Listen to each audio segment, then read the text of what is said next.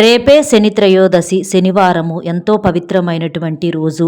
శనివారము త్రయోదశి తిథితో కలిసి వస్తే దానినే శని త్రయోదశి అని పిలుస్తూ ఉంటారు. ఇలాంటి పవిత్రమైనటువంటి ఈ రోజున ఇంట్లో ఆడవాళ్ళు తెలిసి కానీ తెలియక కానీ ఈ కూరను వండినా లేదా తిన్నా కూడా మీ జాతకంలో శని దోషాలు అనేవి పెరిగి నరకం అనుభవించాల్సినటువంటి పరిస్థితి అనేది వస్తుంది.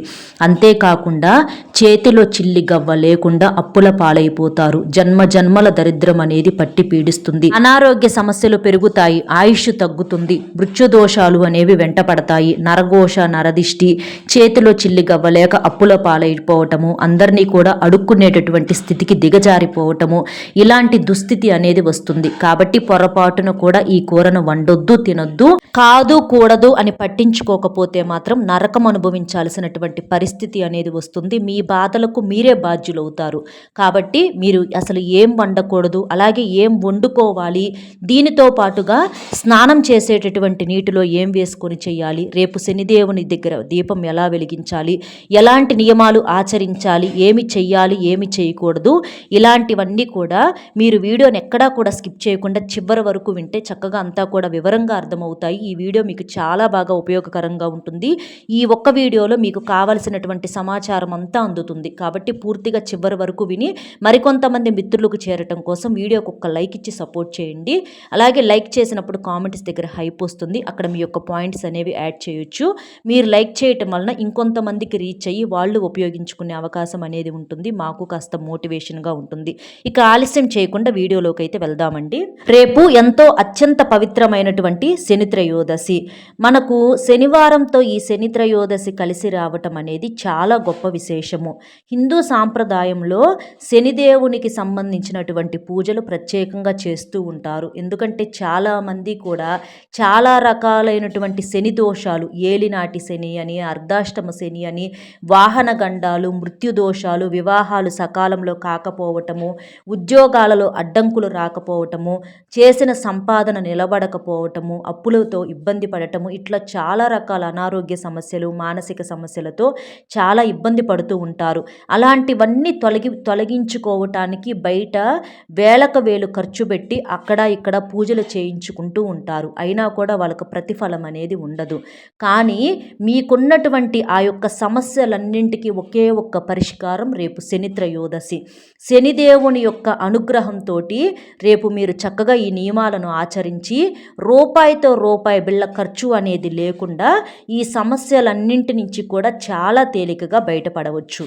శని భగవానుడిని కర్మఫల ప్రదాత అని చెప్పి పిలుస్తూ ఉంటారు. అంటే మనం చేసేటటువంటి పనులను బట్టి మనకు ఫలితాలను ఇచ్చేటటువంటి న్యాయమూర్తి.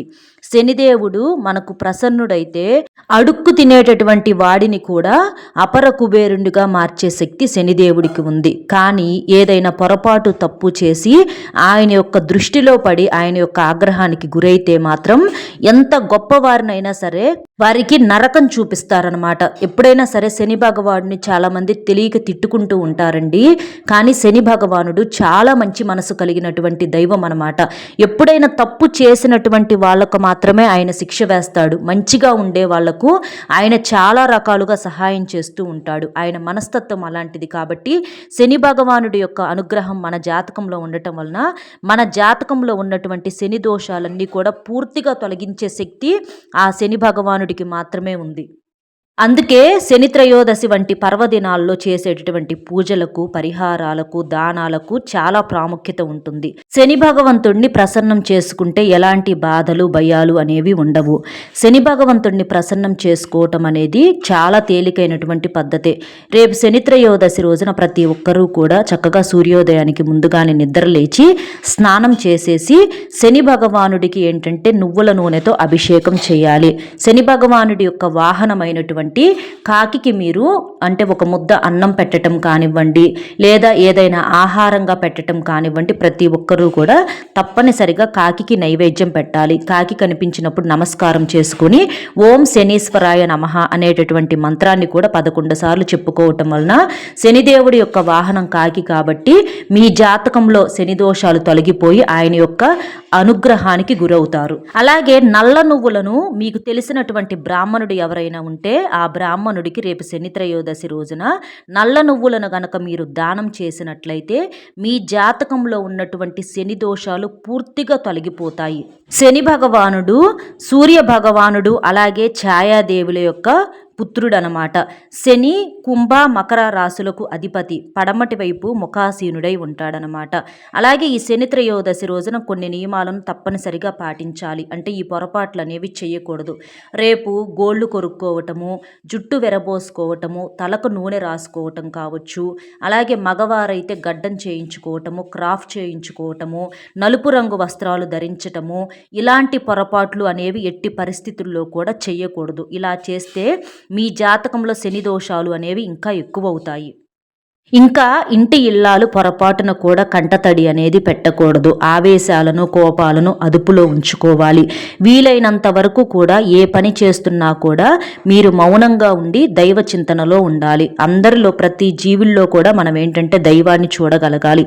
ఎవరితో కూడా వాదనలకు గొడవలకు దిగకూడదు. రేపు చక్కగా స్నాన కార్యక్రమాలు అనేవి పూర్తి చేసుకొని మీకు దగ్గరలో శివాలయం ఉంటే చక్కగా శివాలయానికి వెళ్ళి శివలింగానికి చెంబుడు నీటితో కానీ పాలతో కానీ అభిషేకం చేస్తే ఆ పరమేశ్వరుడి యొక్క అనుగ్రహంతో మీకు అష్టైశ్వర్యాలు సిద్ధిస్తాయి. అలాగే జాతకంలో శని దోషాలు ఉన్నవారు ఆంజనేయ స్వామిని పూజిస్తే దోషాలు తగ్గుతాయని శాస్త్రాలు చెబుతున్నాయి. ఎందుకు అంటే ఒకసారి శనిదేవుడు హనుమను సమీపించి, హనుమ, నేను శనిని అందరినీ పట్టి బాధిస్తూ ఉంటాను, ఇంతవరకు నిన్ను పట్టలేదు, ఇప్పుడైతే నాకు బాగా దొరికావు అని చెప్పేసి అన్నాడు. దానికి ఆంజనేయ స్వామి, శనీశ్వరుడా, నన్ను పట్టుకుంటావా లేక నాలో ఉంటావో, నాలో ఉండగలిగితే ఎక్కడ ఉండాలని కోరికగా ఉంది అని చెప్పి ప్రశ్నిస్తాడు. దానికి శని హనుమ యొక్క శిఖరం మీద అంటే తల మీద ఉంటానని చెప్పాడు.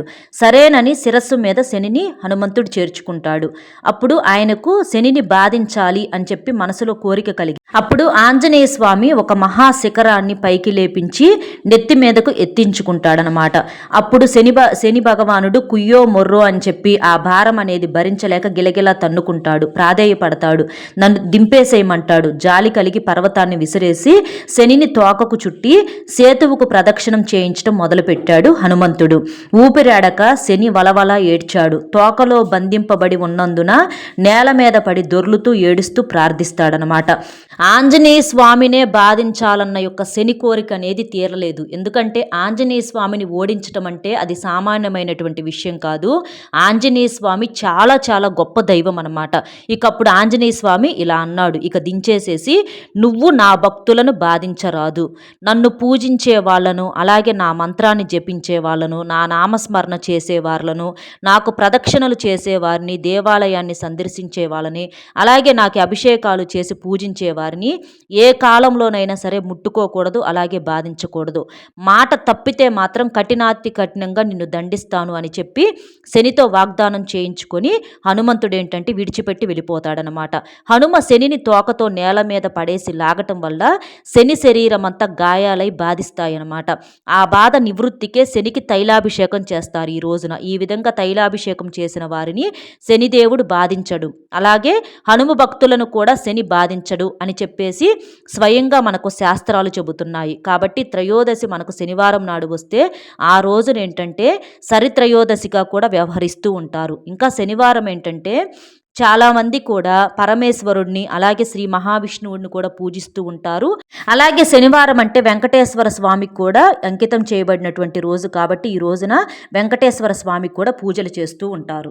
అలాగే దగ్గరలో శని దేవాలయం ఉంటే చక్కగా శని భగవానుడి దగ్గర కూడా నువ్వుల నూనెతో దీపం వెలిగించి ఆ వెలిగేటటువంటి దీపంలో నల్ల నువ్వులు వేయటం వలన మన జాతకంలో ఉన్నటువంటి అన్ని రకాల అష్టదరిద్రాలన్నీ తొలగిపోయి అష్టైశ్వర్యాలు సిద్ధించి మనకు శని భగవానుడి యొక్క అనుగ్రహం అనేది కూడా కలుగుతుంది. శని భగవానుడు మనుషులకు బాధలు ఎప్పుడైనా సరే ఊరికినే పెట్టడండి. వాళ్ళు గత జన్మలో చేసినటువంటి కర్మల వల్ల పాపాల వలన తెలిసి తెలియకి చేసే కొన్ని పాపాలు దోషాలు ఏంటంటే ఏ మనిషి అయినా సరే వాళ్ళ యొక్క జీవితాల్లో తెలిసి తెలియ కొన్ని పొరపాట్లు అనేవి చేస్తూ ఉంటారు. అలాగే పితృదోషాలు, పితృశాపాలు, నాగ సర్ప దోషాలు ఇలాంటివి కూడా కొన్ని మనల్ని వెంటాడుతూ ఉంటాయి. కొంతమందికి ఏంటంటే అచ్చంగా సంతోషాలే ఉంటే వాళ్ళకి జీవితం విలువ తెలియదు కాబట్టి వాళ్ళ తల మీద మొట్టికాయలు వేసి జీవితం అంటే అంటే ఒక సుఖమే కాదు, అంటే అచ్చంగా సుఖాలున్నా కూడా మనిషికి ఏంటంటే కొన్ని రకాల నష్టాలు ఎదుటి వాళ్ళకు చేసే అవకాశం అనేది ఉంటుందన్నమాట. కాబట్టి జీవితం అంటే కష్టము సుఖము రెండూ ఉండాలి అని చెప్పి మనుషులకి ఏంటంటే కాస్త ముట్టికాయలు వేసి మంచి చెడును తెలియజేస్తూ ఉంటాడనమాట. అలాంటి క్రమంలోనే మనకు బాధలనే వస్తూ ఉంటాయి. వాటిని ఎప్పుడు ఏ సమయంలో తొలగించాలనేది ఆయన తీసేస్తూ ఉంటాడు.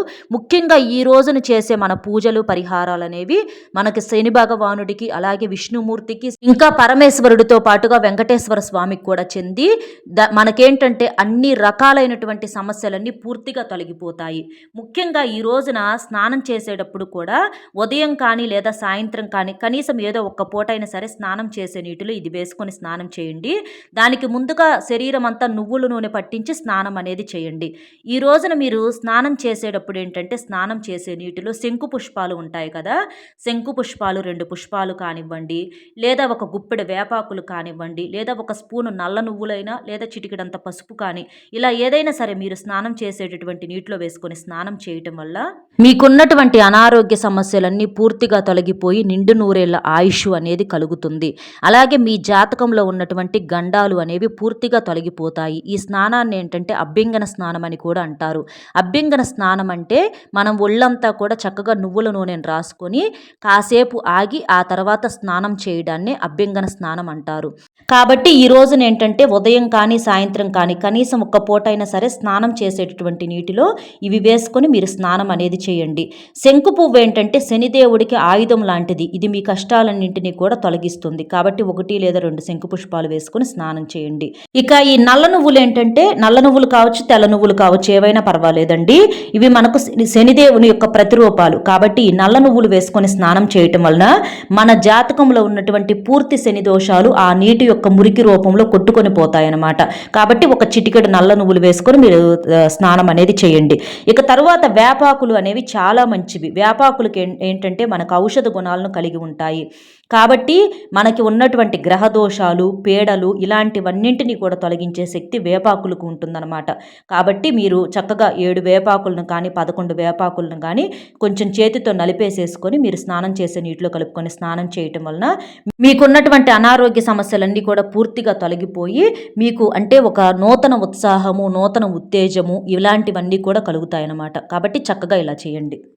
ఇలా స్నానం చేసిన తర్వాత పసుపు రంగు వస్త్రాలు కానివ్వండి, అలాగే ఆకుపచ్చ రంగులో ఉన్నటువంటి వస్త్రాలు కానివ్వండి, ఎరుపు రంగులో ఉన్నటువంటి వస్త్రాలు కానివ్వండి, నలుపు ముదురు నీలి రంగు ఈ 2 కాకుండా ఇక మిగిలినవి ఏ రంగు వస్త్రాలైనా మీరు వేసుకోవచ్చు. పసుపు ఆకుపచ్చ వేసుకుంటే మీకు ఇంకా బాగా కలిసి వస్తుంది. ఇంకా ఈ రోజున తప్పనిసరిగా ఇల్లంతా కూడా కాస్తంత గల్లులుప్పు వేసి నీటిలో ఇల్లంతా కూడా శుభ్రంగా తుడుచుకోవాలి. పసుపు నీటిని చల్లుకోవాలి. గుమ్మానికి బయట కూడా చక్కగా నీటితో శుభ్రంగా కడిగి ముగ్గులు అనేవి వేసుకోవాలన్నమాట. ఈ రోజున చేసేటటువంటి పూజలకు రెట్టింపు పుణ్య ఫలితం అనేది కలుగుతుంది. కాబట్టి ఈరోజు ప్రతి ఒక్కరూ కూడా నువ్వుల నూనెతో ఇంట్లో దీపారాధన చేసుకోండి. ఈ శని త్రయోదశి రోజున ఇంట్లో మీరు దీపారాధన చేసుకోవటం వలన తలస్నానం అనేది చేయాలండి. ఇది గుర్తుపెట్టుకోండి. ఇలా తలస్నానం చేసేసి నువ్వుల నూనెతో దీపారాధన చేయటం వలన మీకున్నటువంటి శని దోషాలు పూర్తిగా తొలగిపోతాయి. అలాగే అనారోగ్య సమస్యల నుంచి, నరదిష్టి సమస్యల నుంచి మీరు చాలా తేలికగా బయటపడొచ్చు. ఇంకా ఈ రోజున ఏంటంటే చాలామంది కూడా నరదిష్టి సమస్యతో చాలా ఇబ్బందులు పడుతూ ఉంటారు. పిల్లలు కావచ్చు, పెద్దలు కావచ్చు. కాబట్టి ఇలాంటి వారందరూ మీ యొక్క ఎడమ కాలుకు, ఆడవాళ్ళైతే ఎడమ కాలుకు, మగవాళ్ళైతే కుడి కాలుకి ఏంటంటే నల్లదారం కట్టుకోండి. అలా కట్టుకోవటం వలన ఏంటంటే ఆ శని ప్రభావం అనేది తగ్గుతుంది. అలాగే గళ్ళులుప్పుతో దిష్టి తీసేసుకుంటే చాలా మంచిది. చిన్నపిల్లలకి ఏంటంటే పెద్దవాళ్ళు తీయండి. అలాగే పెద్దవారు ఎవరికి తల చుట్టూతో వాళ్ళు కుడి నుంచి ఎడమకు 3 సార్లు, ఎడమ నుంచి కుడికి 3 సార్లు చక్కగా గళ్ళులుప్పుతో దిష్టి తీసేసుకుంటే ఈ సమస్యల సంఖ్య అనేది తగ్గుతుంది. ఇంకా ఈ రోజున ఏమి చేసినా చేయకపోయినా ఈ శని త్రయోదశి రోజున తప్పకుండా శనిదేవునికి మాత్రం తైలాభిషేకం చేయించండి. ఇలా చేయటం వలన జాతక దోషాలు, శని దోషాలన్నీ పూర్తిగా తొలగిపోయి మీకు మంచి రోజులు అనేవి మొదలవుతాయన్నమాట. కాబట్టి ఈ రోజున ప్రతి ఒక్కరూ కూడా దగ్గరలో ఉన్నటువంటి శివాలయానికి వెళ్ళి చక్కగా శివాలయంలో ఉన్నటువంటి నవగ్రహాలకు 9 ప్రదక్షిణలు చేసుకొని నవగ్రహాల్లో ఉన్నటువంటి శనిదేవునికి నువ్వుల నూనెతో అభిషేకం చేయండి. అయితే శనిదేవునికి నువ్వుల నూనెతో అభిషేకం చేయలేని వారు శనిదేవుని యొక్క పాదాల దగ్గర మీకు శంకు పుష్పాలు ఉంటాయి కదా, ఆ శంకు పుష్పాలు నీలం రంగులో ఉంటాయి కాబట్టి వాటిని పెట్టి చక్కగా నమస్కారం చేసుకోండి. అలాగే ఈరోజు నవగ్రహాలకు ప్రదక్షిణలు చేస్తే చేస్తే ఏంటంటే మన జాతకంలో ఉన్నటువంటి దోషాలు, అలాగే శని సమస్యలు, వాహన గండాలు, అపమృత్యు దోషాలు ఇవన్నీ పూర్తిగా తొలగిపోతాయి. అలా ప్రదక్షిణలు చేసిన తర్వాత ఏంటంటే శుభ్రంగా కాళ్ళు చేతులు కడుక్కొని మీరు శివుడిని దర్శించుకోండి. అలా చేయటం వలన మీకు శుభ ఫలితాలనేవి కలుగుతాయి. ఇంకా ఈ శని త్రయోదశి రోజున శనికి తైలాభిషేకం చేయటం వలన ఎన్నో శుభ ఫలితాలనేవి కలుగుతాయి. మీరు జీవితంలో గొప్ప స్థాయికి ఎదగగలుగుతారు. కాబట్టి ఇలాంటి అవకాశం అనేది మళ్ళీ మనకు రాదండి. శనివారంతో శని త్రయోదశి కలిసి రావటం అంటే చాలా గొప్ప విశేషం. కాబట్టి ఈ రోజును మీరు అస్సలు మిస్ చేసుకోవద్దు. ఈరోజు శివలింగానికి మీరు పాలతో కానీ నీటితో కానీ లేదా నీటిలో నల్ల నువ్వులను కలిపైనా సరే శివలింగానికి అభిషేకం చేస్తే ఆ పరమేశ్వరుడి యొక్క అనుగ్రహం అనేది వెంటనే లభిస్తుంది. ఇక ఈ రోజున వండకూడని కూరల విషయానికి వస్తే అందులో మొట్టమొదటిది వచ్చేటప్పటికి పొట్లకాయ. ఈ రోజున పొట్లకాయ కూరను పొరపాటును కూడా వండొద్దు, తినొద్దు. కాదు కూడదని తింటే మాత్రం మనకు పొట్లకాయ అంటే శివుని యొక్క మెడలో నాగుపాము యొక్క రూపంలో ఉంటుంది. కాబట్టి పొట్లకాయను వండి తినటం వలన మన జాతకంలో నాగ సర్ప దోషాలు అనేవి ఎక్కువయ్యి నరకం అనుభవించాల్సిన పరిస్థితి అనేది వస్తుంది. కాబట్టి పొట్లకాయలను పొరపాటున వండొద్దు, తినొద్దు. దీనితో పాటుగా తోటకూర. ఈ తోటకూరను శనివారం రోజున అస్సలు వండకూడదండి. అలా తింటే మాత్రం తోటకూర వల్ల చాలా రకాల శని సమస్యలు, మీ జాతకంలో శని దోషాలు అనేవి ఎక్కువ అవుతాయి. కాబట్టి తోటకూరను వండొద్దు, తినొద్దు. తరువాత సొరకాయ. ఈ సొరకాయను కూడా రేపెట్టి పరిస్థితుల్లో వండొద్దు, తినొద్దు. కాదు కూడదని తింటే మాత్రం కష్టాలు ఎక్కువవుతాయి. తర్వాత బూడిద గుమ్మడికాయ, తీపి గుమ్మడికాయ. ఈ గుమ్మడికాయల్ని అంటే జ్యూసుల రూపంలో కానీ హల్వాల రూపంలో కానీ ఈ గుమ్మడికాయలను కూడా ఎట్టి పరిస్థితుల్లో వండొద్దు, తినొద్దు. అలాగే నల్ల నువ్వులతో చేసినటువంటి లడ్డులు మీరు కావాలంటే ఎవరికైనా పంచండి. కానీ మీరు మాత్రం ఇంట్లో నల్ల నువ్వులతో చేసినటువంటి కారపొడులు కానీ ఆహార పదార్థాలు కానీ ఏవి కూడా వండొద్దు, తినొద్దు. కాదు కూడదని తింటే మాత్రం చాలా నరకం అనుభవించాల్సిన పరిస్థితి అనేది వస్తుంది. వీటితో పాటుగా బీరకాయ. ఈ బీరకాయని కూడా రేపెట్టి పరిస్థితుల్లో వండొద్దు, తినొద్దు. కాదు కూడదని తింటే మాత్రం చాలా రకాల జాతక దోషాలు ఎక్కువయ్యే అవకాశం అనేది ఉంటుంది. తరువాత బెండకాయ, దొండకాయ. వీటిని కూడా రేపెట్టి పరిస్థితుల్లో వండొద్దు, తినొద్దు. కాదు కూడదని తింటే మాత్రం సమస్యలు ఎక్కువవుతాయి. ఎర్ర కందిపప్పు. ఈ ఎర్ర కందిపప్పును కూడా రేపు ఎట్టి పరిస్థితుల్లో వండొద్దు, తినొద్దు. కాదు కూడదని తింటే మాత్రం చాలా రకాల సమస్యలు ఎక్కువయ్యే అవకాశం అనేది ఉంటుంది. కాబట్టి వాటిని వండొద్దు, తినొద్దు. తరువాత ఉల్లి, వెల్లుల్లి, అల్లము ఈ 3 కూడా మనకు మసాలా దినుసుల కిందకు వస్తాయి. కాబట్టి వీటిని కూడా మీరు కూరల్లో వేసుకోవద్దు. వీటి వల్ల ఏంటంటే వాత, పిత, కఫ రోగాలు ఎక్కువ అవుతాయి.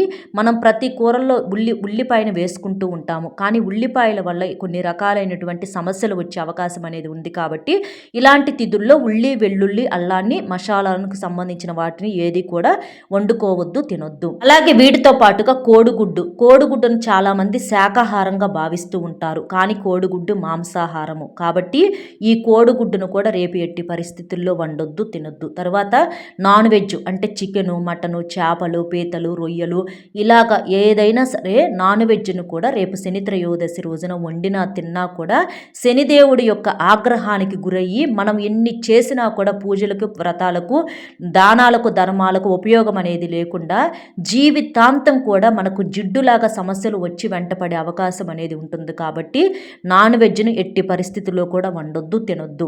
ఇప్పుడు మనం చెప్పినటువంటి కూరగాయలు కాకుండా మీరు మిగిలినవి ఏవైనా సరే వండుకోవచ్చు, తినొచ్చు. కానీ మనం ఇక్కడ ఆ కూరల్లో కూడా ఉల్లి, వెల్లుల్లి అనేది లేకుండా చూసుకోండి. ఇక మిగిలిన మీరు ఏవైనా వండుకోవచ్చు, తినొచ్చు. అలాగే ఈ రోజున తప్పనిసరిగా ఇంట్లో ధూపం వేసుకోండి. ధూపం వేసుకుంటే మన ఇంట్లో ఉన్నటువంటి దుష్ట శక్తులు, నెగిటివ్ ఎనర్జీ ఇదంతా కూడా పూర్తిగా ఆ యొక్క పొగ రూపంలో బయటికి వెళ్ళిపోతుంది.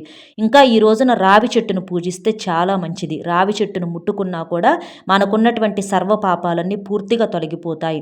కుదిరితే రావి చెట్టుకు ఒక చెంబుడు నీటిని పోసి చక్కగా 11 సార్లు ప్రదక్షిణలు చేసుకొని అక్కడ కూడా నువ్వుల నూనెతో దీపం వెలిగించండి. అలా చేయటం వలన కోరిన కోరికలన్నీ వెంటనే నెరవేరుతాయి. అలాగే ఈరోజు శివాలయంలో జమ్మి చెట్టు ఉంటుంది కదా, ఆ జమ్మి చెట్టును కూడా తాకి ప్రదక్షిణలు చేస్తే మీ పనుల్లో ఏర్పడే ఆటంకాలు, అడ్డంకులన్నీ తొలగిపోయి ఆర్థిక సమస్యలు, అప్పుల సమస్యల నుంచి బయటపడగలుగుతారు. ఇంకా ఈ శని త్రయోదశి రోజున పొరపాటున ఈ వస్తువులు కొనకూడదు. అంటే నూనె ప్యాకెట్ కావచ్చు, నల్ల నువ్వులు కావచ్చు, ఉప్పు కావచ్చు, వంకాయలు కావచ్చు. ఈ రోజున వంకాయ కూరను కూడా వండకూడదు. వంకాయలు కూడా మనకేంటంటే ముదురు నీళ్ళు రంగులో ఉంటాయి. కాబట్టి వంకాయ కూరను వండినా తిన్నా కూడా శని సమస్యలు ఎక్కువ అవుతాయి. అలాగే వంకాయలను కూడా ఇంటికి కూడా కొని తెచ్చుకోకూడదు అనమాట. కాబట్టి ఈ రోజున ఇలాంటివి పొరపాటును కూడా కొనొద్దు. కాబట్టి ఇలాంటి నియమాలు అనేవి తప్పనిసరిగా ఆచరించండి. అలాగే ఈ రోజున ఏంటంటే శని యొక్క దేవాలయానికి వెళ్ళినప్పుడు శని దర్శనాన్ని ముగించుకొని పూర్తి చేసుకొని వచ్చేటప్పుడు ఏంటంటే వెనక్కి తిరిగి చూడొద్దు. అలా చూస్తే ఏంటంటే శని యొక్క ఆగ్రహానికి గురవుతారు. కాబట్టి ఇలాంటి జాగ్రత్తలు అనేవి తప్పకుండా పాటించండి. అర్థమైంది కదండి, ఏమి చెయ్యాలి ఏమి చెయ్యకూడదు, అలాగే శనిదేవుడి దగ్గర దీపం ఎలా వెలిగించాలి, దీపంలో ఏం వేయాలి, స్నానం చేసే నీటిలో ఏం వేసుకోవాలి, ఎలాంటి కూరలను వండకూడదు తినకూడదు, ఇలాంటివన్నీ కూడా మన వీడియో కనుక మీకు నచ్చితే తప్పకుండా వీడియోకి ఒక లైక్ ఇచ్చి సపోర్ట్ చేయండి. మీరు లైక్ చేయటం వలన వీడియో మరికొంతమంది మిత్రులకు చేరి వారు కూడా ఉపయోగించుకునే అవకాశాన్ని కల్పించిన వారు అవుతారు. అలాగే మీకు తెలిసిన బంధుమిత్రులు ఎవరన్నా ఉంటే వారికి కూడా షేర్ చేస్తే హెల్ప్ అవుతుంది. మొట్టమొదటిసారిగా మన ఛానల్ చూస్తుంటే సబ్స్క్రైబ్ చేసుకుని పక్కనే ఉన్నటువంటి ఆల్ అనే బెల్ని క్లిక్ చేస్తే నేను పెట్టే ప్రతి వీడియో కూడా ముందుగా మీకు నోటిఫికేషన్ రూపంలో చేరుతుంది. కాబట్టి వీడియోకి ఒక లైక్ ఇచ్చి అలాగే కామెంట్స్ దగ్గర హైప్ వస్తుందండి, అక్కడ మీ యొక్క పాయింట్స్ అనేవి యాడ్ చేస్తే ఇంకొంతమందికి రీచ్ అవ్వడానికి అవకాశం అనేది ఉంటుందన్నమాట. కాబట్టి ఇంత విలువైనటువంటి సమాచారం మీకు తెలియజేసినందుకు గాను ఒక్క లైక్ ఇస్తే మాకు కాస్తంత మోటివేషన్గా ఉంటుంది. ఇలా సపోర్ట్ చేస్తారని చెప్పి మనస్ఫూర్తిగా కోరుకుంటూ కామెంట్ బాక్స్లో ఓం శనీశ్వరాయ నమః అనే కామెంట్ చేయండి. అలాగే ఇలాంటి నియమాలు ఆచరించి మీ జాతకంలో ఉన్నటువంటి శని దోషాలు శని సమస్యలన్నింటి నుంచి బయటపడాలని చెప్పి మేము కూడా మనస్ఫూర్తిగా ఆ దైవాన్ని కోరుకుంటున్నామండి. మరో మంచి విశేషంతో మళ్ళీ కలుద్దాం. నమస్కారం.